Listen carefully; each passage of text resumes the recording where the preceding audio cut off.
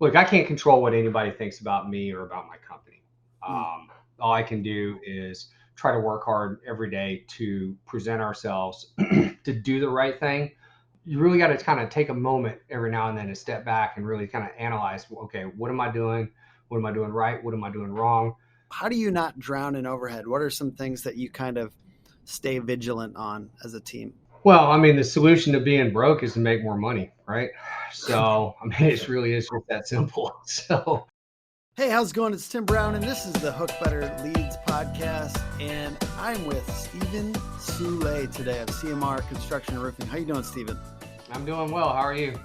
Doing very well. We were talking about why some roofing companies take off and others fail.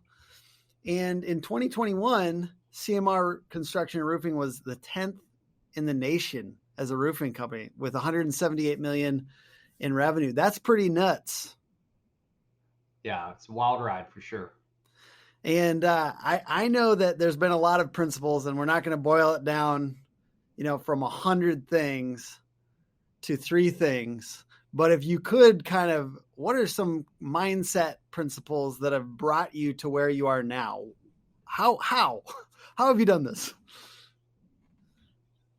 Well, I mean, I think starting out, 22 years ago in the roofing industry, I started out on the sales side, but was always really focused on the technical aspects of it, doing the work right, knowing, understanding the work, and I think that served me well as I've grown our company and our culture within our company of focus on being roofers, and doing good work, and the sales will follow.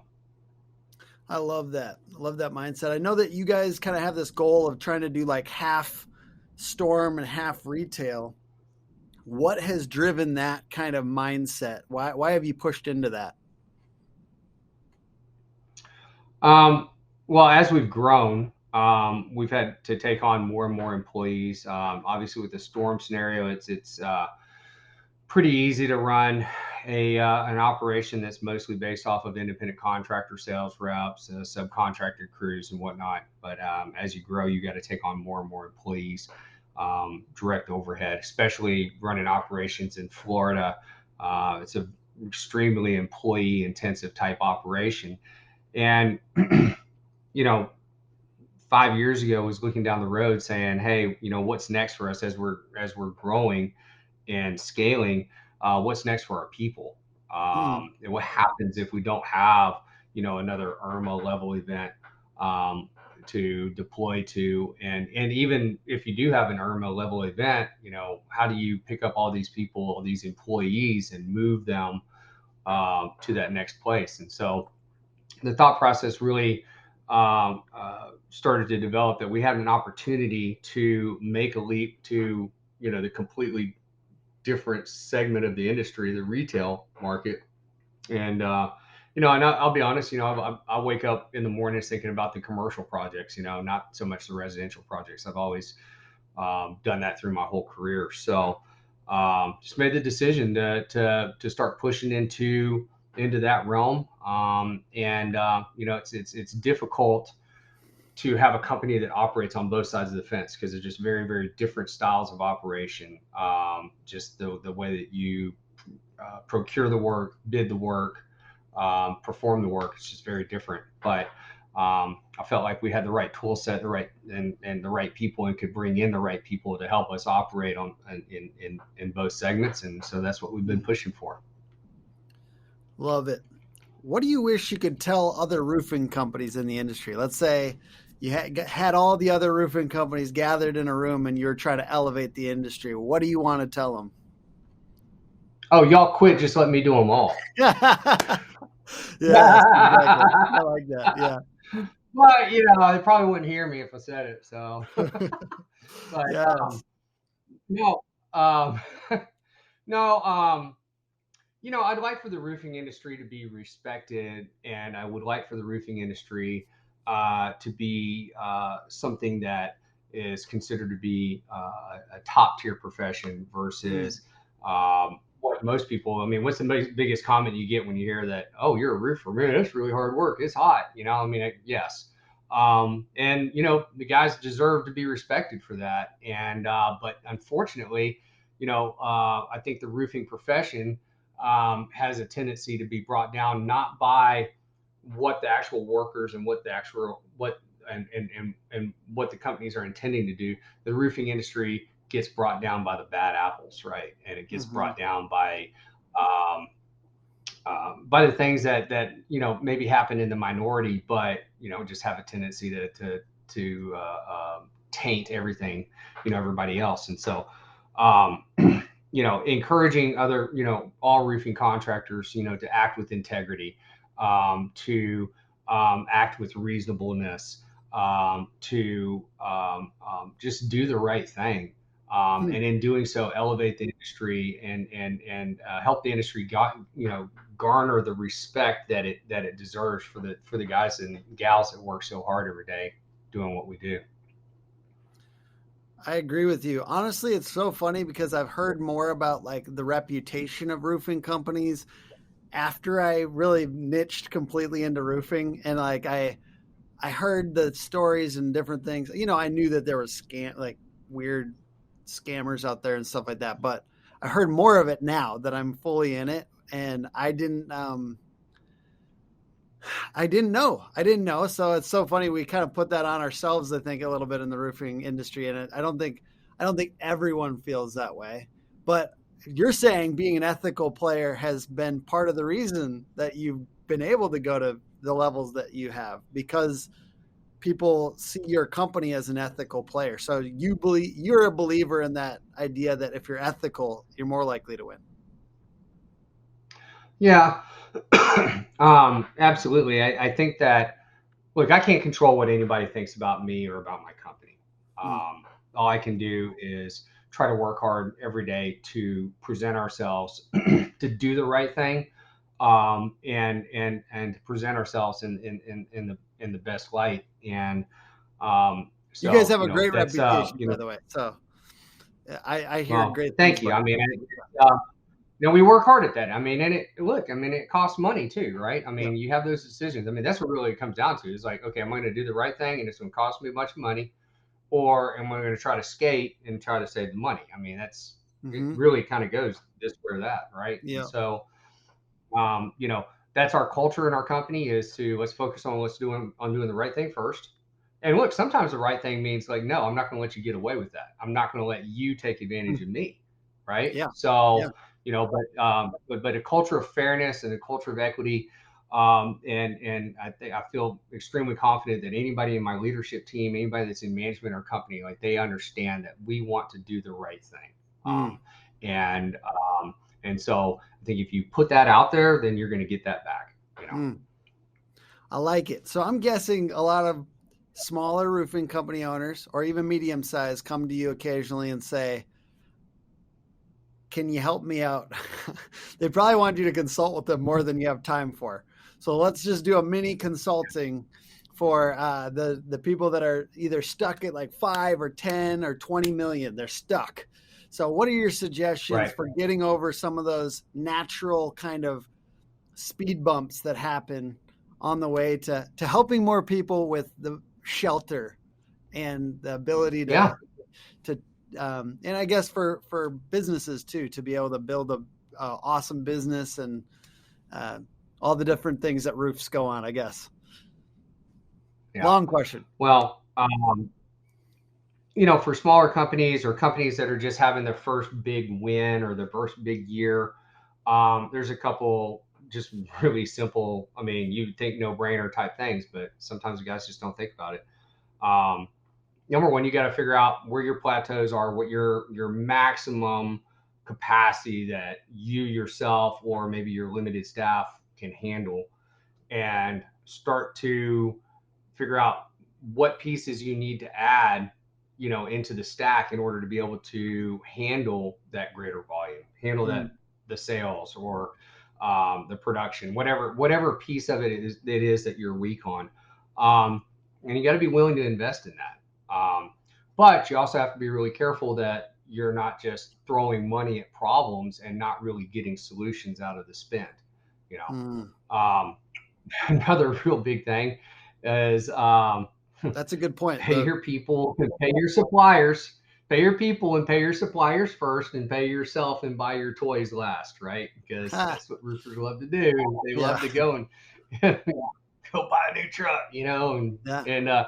um, so you see that a lot in the industry. You hear the stories all the time about the guys, and they think of it as a means to recruit or grow their company because they're Mm. they're peacocking, right? Yep. And so you do have to be um, you got to be cognizant of that. And I'm not saying that there's anything wrong with that, but you just got to make sure you do it at the right time, right? You make sure you can Yeah. actually sustain that. So, so yeah, those are like the two big things that I see, where the company owners, they just got to be really smart about it. So, If you're not using company CAN, you're in the old ways. If you are taking pictures, you're going through extra steps of having to download them on a computer, having to email them out to people, show somebody, print them out, whatever it is. Company CAM has everything you want. So plateaus. You mentioned that there's plateaus that, and what resources do you need to go at it from? So, I think about the order of things, and when you're a super early business, I personally think service, like you talk about craftsmanship, right? Service is number one. Then I personally think sales is number two. And people always are asking like sales guys or marketing, and I'm always like sales, and then marketing. You yeah, layer that in, and they should be good at door knocking and all the different things that you hunt for yourself, not just because otherwise they sit around. And I am proud of the fact that we yeah. make lead babies, and I say that we make babies. But from your point of view, what are the order of things? Let's say that 10 to 20 million range. Like, if you were to be accidentally overhired in a certain area, what would you overhire in? Like, where do you push first when you're trying to figure out that order between service and sales and marketing and other stuff? Well, I think the order of priority is based upon what your makeup of your team. Hmm. If your team is really strong in sales, then that's the easy part. So then the hard part is making sure you're delivering the quality and the service that your salespeople are probably promising, right? Are And let's your be are honest, your salespeople sometimes. yeah, are your installers like, do you use subcontractors, or how do you do all that? Yeah, we use subs, and we self perform work. So it just depends Okay. on the types of projects, where we're at, et cetera. Yeah. Um, And but you guys probably don't have any trouble getting crews, like the right kinds of crews and that type of stuff. You guys probably are pretty well networked with all that. Well, I mean, I wish it was perfect, but Yeah. no. I mean, we do generally. I would say we probably have an easier time staffing projects than some other companies. But that due to two reasons. Number one, our size and volume. Guys know they come to work for us, and we can keep them Mm-hmm. busy. And we try really hard to pay on the higher end of the pay scale. I mean, we know what the Mm. market is. We know what other companies are paying, and we make a concerted effort to pay more.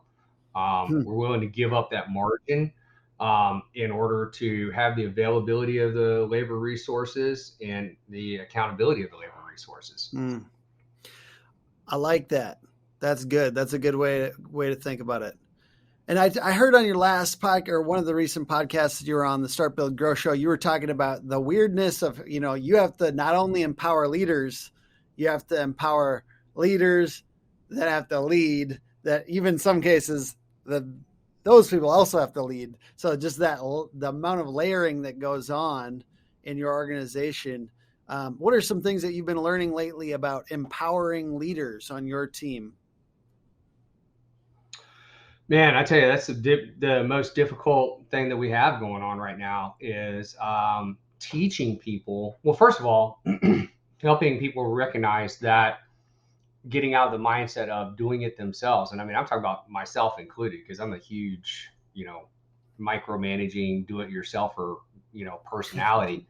Me too. Um, and so getting all of our team, some of them have been with me for 18 years, getting them out of a mindset of doing it themselves, or a really fatal mindset of I don't have time. I'm too busy to teach somebody else how to do it. Like that is a huge trap, right? That just sucks you in. And you know, I've had to learn it the hard way for myself, and now I'm having to teach people, you know, that to recognize the signs of that and recognize why it's so bad to say that, and then to grow past that. And I don't care how many seminars and leadership things and blah blah blah blah blah I went to, until it clicks in your head, it doesn't click in your head, and then one day you're like, oh crap, you know. So Yeah.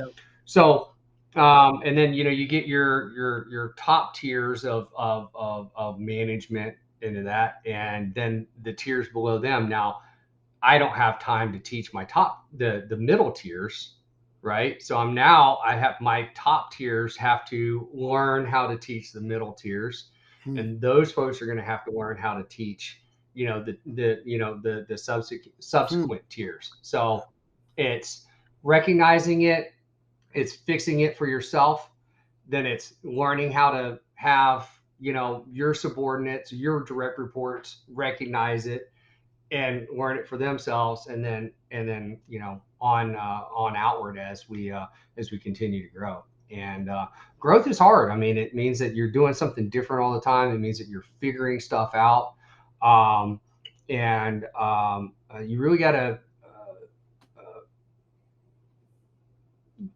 kind of take a moment every now and then to step back and really kind of analyze, okay, what am I doing? What am I doing right? What am I doing wrong? You know, you know, this is what I'm working towards. Do I want to continue working towards this? Do I want to do it now? Should I wait? It's, you know, et cetera. So I have this bad habit of wanting to jump on opportunities because they're there, and my people are like, "Whoa, chill out, dude! Like, stop." So, That's such a yeah, big common yeah, thread with a lot of like company owners like you that are doing very, very well. It seems like there's a lot of yeah, that, where it's like a lot of like restraint required to run a successful company, because there's it's almost because there's so many good things going on that it's hard to stop yourself. It feels like. yeah, yeah.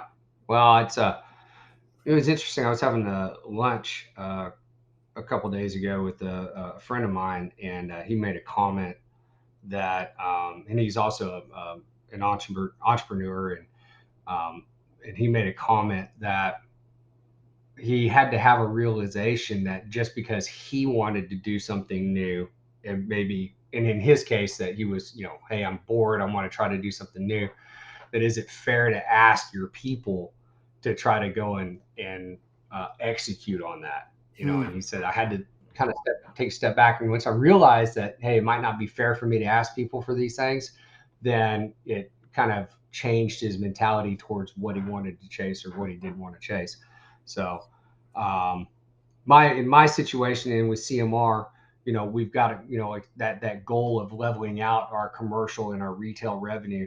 That's really where our growth is on the commercial side, where we're doing different things. We're also kind of reconfiguring our storm damage response to chase a broader range of storm damage type projects. Um, because traditionally we were very focused on specialty, high end, high average contract value projects. And that's where the space we operated in for 20 years. Um, and we're not going to be able to maintain, you know, our revenue levels in just a regular hailstorm type scenario, um, with limiting our projects to just chasing after and cherry picking that type of stuff. Hmm. So you know, we're now focusing on broadening what we're chasing after and going after more mainstream, what I call commodity roofing type projects, or, you know, your traditional roof siding, gutter, you know, asphalt shingle projects. And so that, while that may not necessarily translate into revenue growth, um, it will help contribute to maintaining existing revenues. Hmm. But it's like we're growing because we're doing different stuff than what we traditionally did. So Yeah. it's a change. So for you, it's So like the consistency is just as important as these like jolts of revenue. You're thinking a lot about consistency. Oh, absolutely. I mean, and especially with the number of employees that we have. I mean, like I don't like calling anybody and saying, "Hey, sorry, but we got to let you go." I mean, I Hmm. absolutely hate that. You know? Yeah. So it's worth it for me to work harder to figure out how I can provide, this place where I don't have to make those calls. Yeah. And I think that that contributes to why people want to work hard for the company is because they know the company's working hard for them. That's good. So another, kind of failure that can take in roofing companies sometimes is overhead gets high, high, high. And at every level, that's like it's something that we're kind of combating whatever level our business is at. So how do you not drown in overhead? What are some things that you kind of stay vigilant on as a team? Well, I mean, the solution to being broke is to make more money, right? So, I mean, it really is just that simple. So, um, I think that as you take on overhead, you got to be aware of where it's at. You got to run the numbers and make sure that that you're not going to run out of gas before you reach your destination. Um, and um, and look, I mean, it's always a little bit of a gamble, right? I mean, you hire that one extra person, and that cost can tank your margins or whatever.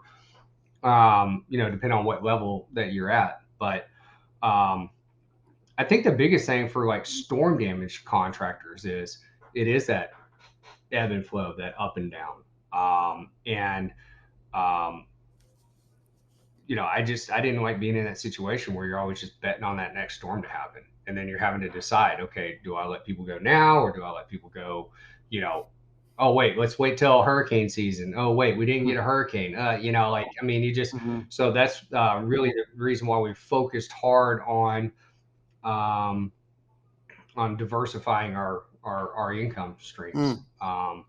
For a long time we were able to operate and we were pretty stable. It was 20-30 million a year, pretty consistent. We could hit that, and we the company was structured that, and it wasn't a hard thing to achieve. And whenever we were getting a little bit behind, that just meant that you know the leadership or the ownership had to get out there and go sell more jobs, right? Mm. And go hit the kind of mash the gas just a little bit. Yeah. And that's how you Those can were kind the of keep days, them in huh? control. Those were the Now, good old days. yeah, like, I better go sell two this month, or whatever. Yeah. Yeah. I like And that. big ones, Yeah, yeah. I'm you I'm know. imagining those would be pretty big ones to pop on an extra couple thousand here or there. Today's episode is brought to you by Sales Transformation Group, the #1 sales and transformation platform in the construction industry. If you're looking for new ways to professionalize your sales force and generate more profits for your business, find out more at salestransformationgroup.com/hookagency. Yeah. So, Or a but couple million, excuse me, a you couple know, in, million here or there. yeah. So in a couple, yeah, I mean, I think any roofing company can survive really well if the owner can go out and sell 1 million to 2 million a year. I mean, they can't Yeah. go under unless they're just absolutely completely foolish with it. I mean, they're So making it's enough money almost that's like all make the sure owner. you're not the The owner's overhead. funding the company with their own commissions. Yeah, I hear you saying like make sure you're not the overhead. If you're a small business, you know, make sure you're contributing. Yeah, absolutely, absolutely. So any other things that you would say to because I know basically I'm saving you the time to not have to go consult with these $5 and $10 million roofing companies that want to know your experience. Any other like stories or things that you share with a lot of roofing company owners as you talk to them, like things that to avoid or things to focus on? Well, it's back to what I said earlier. It's focus on actually delivering what you're selling. Um, you know, it's so easy for so many companies to go sell a roof, and difficult for them to build it.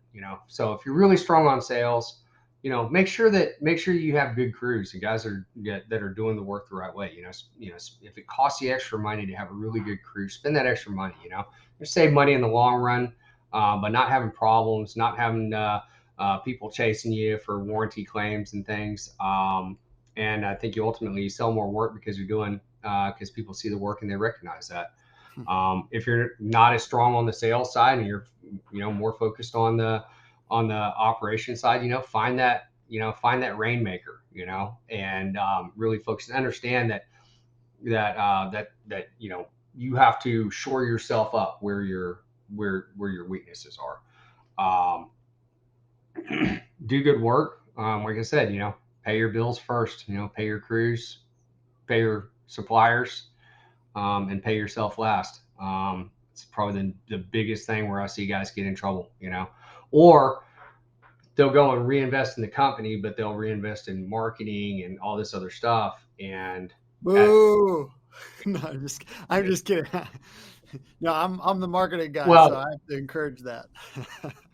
No, right, I'm just but you got to pay you your can say whatever you supplier, want. you got to pay your labor, Yeah. you got to pay your labor, you got to pay your suppliers, and then what's left over is what you can reinvest into the Yes, company. I like that.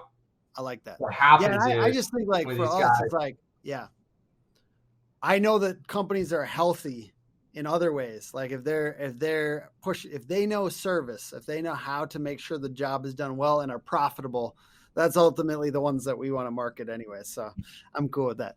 yeah, Anything that you're learning or doing as far as like culture and like keeping your people, like, I don't know, how are you keeping your teams happy these days? I think that it's been a little bit more difficult for people to find great people and keep them. So are there things that you're learning on that side that you want to share? well, when it comes to your sales force, the first thing you do is you just pay them, you Yeah. know. Um, and I think we have a good program, a good and really fair system, draw system, where the reps are able to come in and they're able to make money, and even if it takes a really long time for the jobs to get built, we have a mechanism to where we can help support them as long as they're working and selling and producing.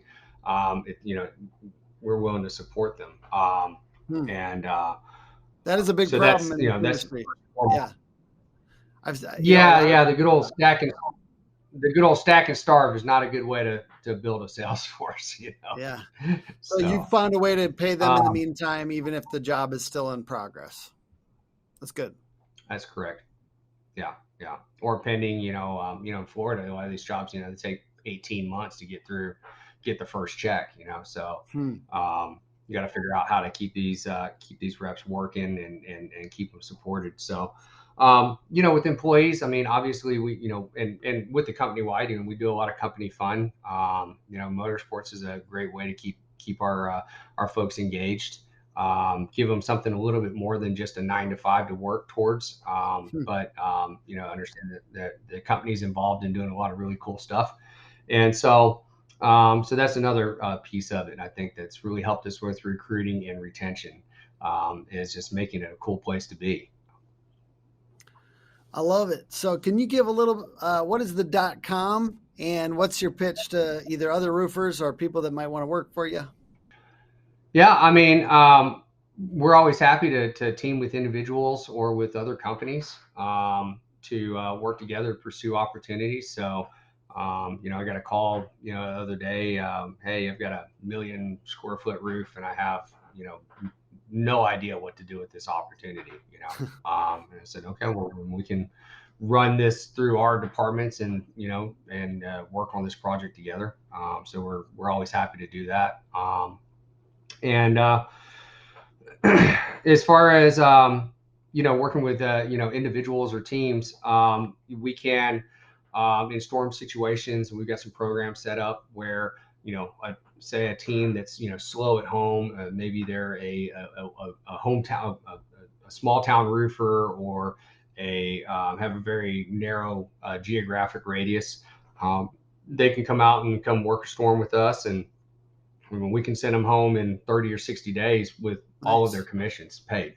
I like it. And so we call that the Fast Five model, and it's really designed for outfits that like, man, I don't want to go to Omaha, Nebraska, and get a license and get set up and get an office and do all this other stuff. and, be the out of town contractor and all this other, I can go team up with CMR, and, CMR has built tens of millions of dollars worth of work there. And, but, when I decide that I want to go home, okay, me being the partner, um, CMR is going to pay me in full on everything that I've sold and everything I've done to date. And I don't have to worry about bouncing back and forth to get my jobs built and get money collected and everything else. So, and we've got some good program. We've got a really good program for that we're really excited about. Would they just go to you guys' main website then and contact you, or what's your preferred method for them getting in contact with you? Yeah, jobs at cmrconstruction.com, or go to the website and click on careers. Either way, get in touch with us, hit us up on Facebook, Instagram, or whatever, and be happy to talk to the teams about it. We call it the Fast 5 model, and basically sell a job and get paid in 2 weeks or less.